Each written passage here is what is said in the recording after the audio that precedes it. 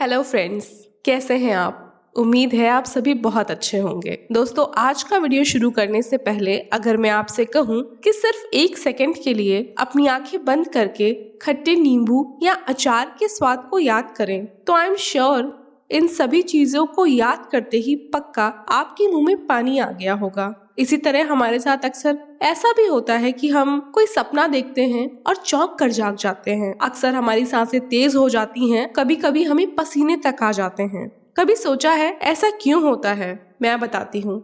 ऐसा होता है हमारे सबकॉन्शियस माइंड के कारण। सबकॉन्शियस माइंड यानी हमारा अवचेतन मन। ये हमारे दिमाग का एक ऐसा हिस्सा होता है जहाँ हमारी सारी अच्छी बुरी भावनाएं, जीवन के अनुभव स्टोर होते हैं। दोस्तों, यहाँ पर सबकॉन्शियस माइंड की बात करना इसलिए जरूरी है क्योंकि हमारी कल्पनाएं भी हमारे दिमाग के इसी हिस्से का भाग होती हैं।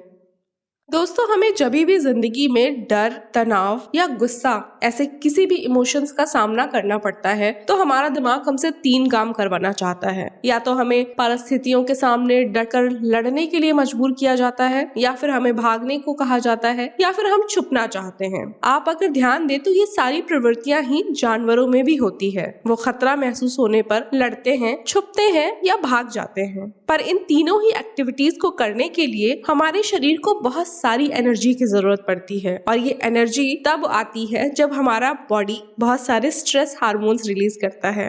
दोस्तों, आई नो ये थोड़ा सा कंफ्यूजिंग है, लेकिन हम इसको सरल सी भाषा में इस तरह से समझ सकते हैं। जैसे कि अगर मैं आपसे एक एग्जाम्पल की बात करूं तो आपने अक्सर देखा होगा कि लोग गुस्से में ऐसे भी काम कर जाते हैं जो नॉर्मल लाइफ में नहीं कर पाते हैं। तो हम ये कह सकते हैं कि ये स्ट्रेस हार्मोन्स भी हमारे लिए बड़े ही काम की चीज हैं, लेकिन सिर्फ तब जब ये सिर्फ थोड़ी देर के लिए एक्टिवेट हो। लेकिन जब ये ज्यादा देर के लिए एक्टिवेट हो तो ये हमारे लिए बिल्कुल भी अच्छी बात नहीं है। जब ये थोड़ी देर के लिए एक्टिवेट होते हैं तो ये हमारी जिंदगी में हमें सेफ रखते हैं, हमें फिजिकल और साइकोलॉजिकल प्रॉब्लम से बचा के रखते हैं। लेकिन जब ये बार बार और लंबे समय तक होने लगते हैं तो हमें फिजिकल और साइकोलॉजिकल प्रॉब्लम्स होने लगती हैं, और यही कारण होता है आपके तनाव का। तो चलिए इस बात को समझने के लिए एक छोटा सा एक्सपेरिमेंट करते हैं। तो अपने दिमाग में सबसे पहले अपने किसी प्यारे दोस्त को याद करिए, और अब कल्पना करिए कि आपका और उसका झगड़ा हो रहा है, और इस झगड़े के बाद आप दोनों फिर से कभी बात नहीं करेंगे। आई एम श्योर आपके अपने दोस्त से झगड़ा करने की कल्पना मात्र से ही आपका दिमाग अशांत हो रहा होगा। ये सिर्फ एक काल्पनिक बात है, लेकिन फिर भी आपको अंदर ही अंदर बेचैनी महसूस होने लगेगी। अब ऐसा क्यों हो रहा है? क्योंकि आपका सबकॉन्शियस माइंड वास्तविकता और कल्पना में फर्क ही नहीं कर पा रहा है। इसीलिए इस कल्पना पर भी वो वैसी ही प्रतिक्रिया दे रहा है जैसी इस घटना के वास्तविक रूप में होने पर देता।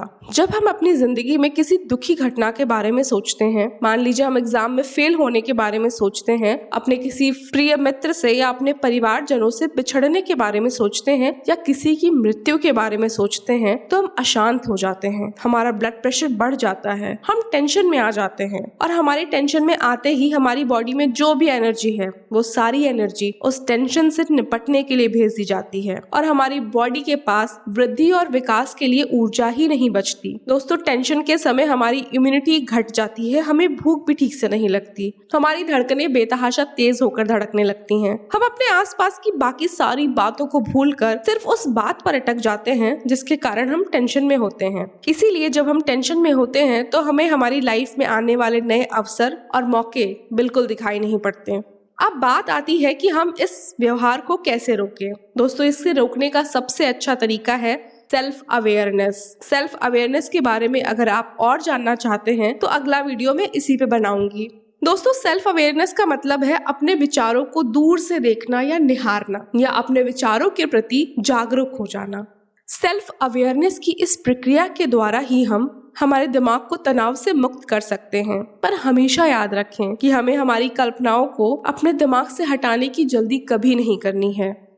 अपने दिमाग को शांत करने के लिए हमें कभी भी विवश नहीं करना है। एक दर्शक की तरह अपने दिमाग के काल्पनिक तनाव को देखना है और समझना है, और जब हम अपने काल्पनिक विचारों, काल्पनिक तनाव के बारे में जागरूक होकर देखना शुरू कर देते हैं तो उन्हें एनर्जी मिलना बंद हो जाती है, और थोड़ी देर में ही वो अपने आप शांत होने लगते हैं। तो अगर आप भी अपने काल्पनिक तनाव से मुक्त होना चाहते हैं तो इस सेल्फ अवेयरनेस की प्रक्रिया को ज़रूर फॉलो करें। इसे अपने जीवन का हिस्सा बना लें और अपनी बहुत ही कीमती ऊर्जा को बचाकर नए लक्ष्य की प्राप्ति में लग जाएं। ऐसे ही और वीडियोस देखने के लिए हमारे चैनल को लाइक, शेयर एंड सब्सक्राइब करें। Thank you.